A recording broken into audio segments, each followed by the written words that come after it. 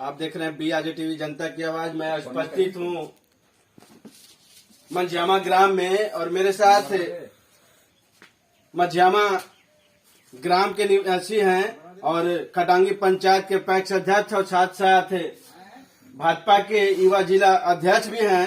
मैं उनसे बात करूंगा। जो भी फिलहाल की बात है, राजद के जो चंद्रशेखर जो शिक्षा मंत्री हैं, उनकी बयान आई है कि जो राममानस जो लिखा हुआ एक शास्त्र है वो गलत बताया गया है उनके माध्यम से। तो इनसे मैं बात करूंगा कि जो उनकी बयान आई है वो हकीकत है क्या है, उनसे जानना चाहते हैं। सर बताएंगे अपना परिचय आप?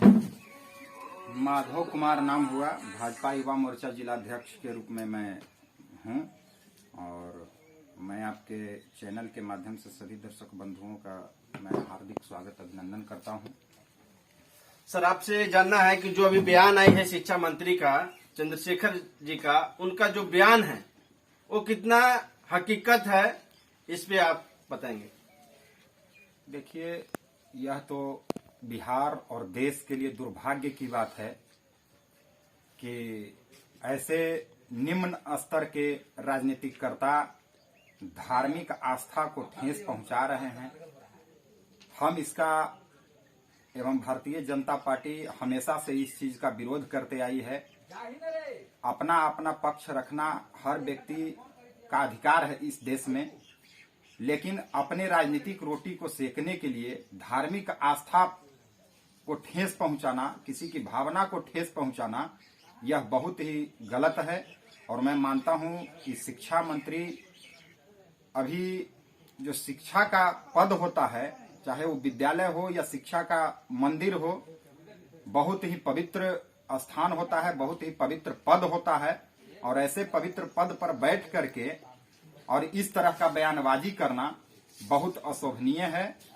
और जहां तक रामचरितमानस की बात है, यह एक ऐसा धर्म ग्रंथ है जो युगों युगों से हम लोग रहेंगे नहीं थे, फिर भी उससे पहले से भी, और नहीं रहेंगे उसके बाद तक भी।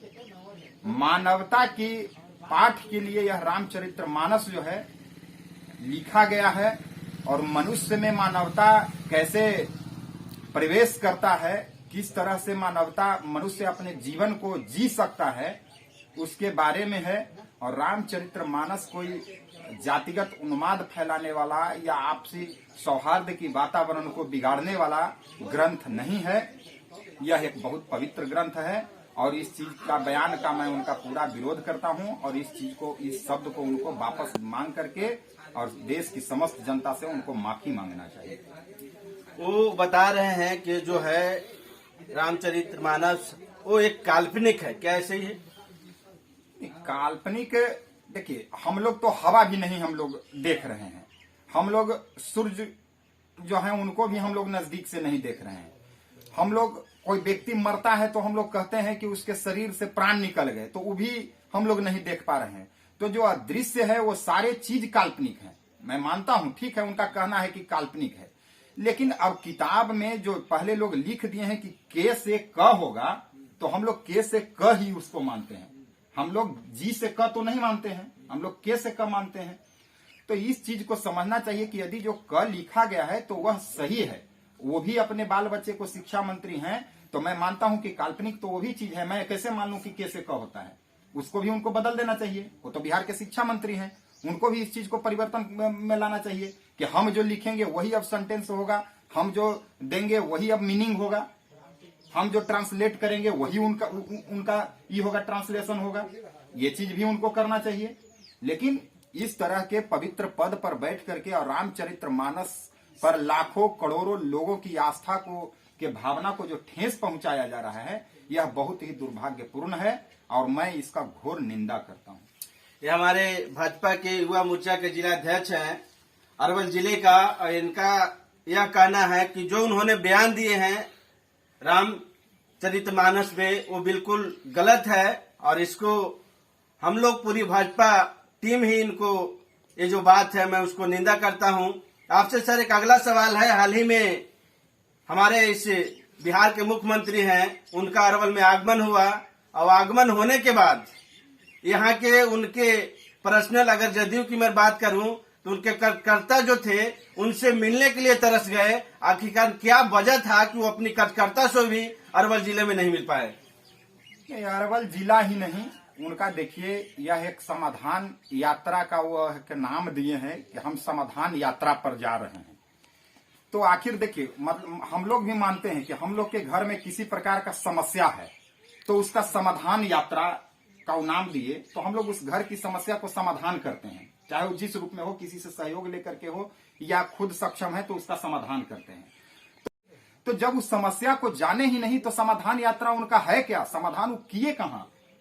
ऐसे तो 20 लोग भी अरवल जिला में नहीं हैं जिनसे वो मिल पाए, और उनके जो प्रशासनिक तंत्र है, जो प्रशासन है उसका, उनका एक भी लोग को उनसे संपर्क में नहीं जाने दिया, नहीं उनसे सवाल जवाब करने दिया। देखिए आप जनता, आप तो पटना में रहते हैं, माननीय मुख्यमंत्री जी, आप जब चुनाव आता है तो हर क्षेत्र में 1 घंटा आप भाषण देते हैं, हर लोग आपका भाषण को सुनते हैं, उसके बाद अपना मत आपको देते हैं या मत न भी देते हैं, दोनों चीज होता है।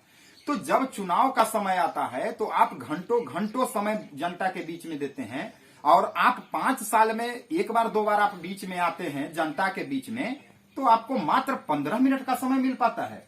और खासकर यह अरवल की जनता के लिए तो मतलब आपका सौतेला व्यवहार रहा है कि आप जहानाबाद में गए तो आप वहां 4 घंटा का समय दिए, और यहां आए हैं तो आपको मात्र 15 मिनट का समय मिलता है अरवल जिला के लिए। अरवल जिला के साथ तो उनका सौतेला व्यवहार रहा। और समाधान यात्रा तो उनका सिर्फ और सिर्फ केवल नाम का है, इसके नाम पर करोड़ों करोड़ रुपया का घोटाला होगा, एक बनाया जाएगा कि इतना समाधान यात्रा में हमारा खर्च हुआ, लेकिन इससे आम जनता को, बिहार की जनता को कोई फायदा नहीं है। इनका कहना है हाल ही में 17 तारीख को आगमन हुआ था मुख्यमंत्री जी का, जिनको देखने के लिए हर तरह के, हर पार्टी के लोग तरस रहे थे, लोग रोड पे खड़ा थे, लेकिन उन्होंने किसी से मुलाकात करने का काम नहीं किए, जिससे उनके कार्यकर्ता और साथ साथ अदर लोग भी नाराज हैं कि उन्होंने जिस संविधान यात्रा पे चल रहे हैं वो संविधान यात्रा नहीं।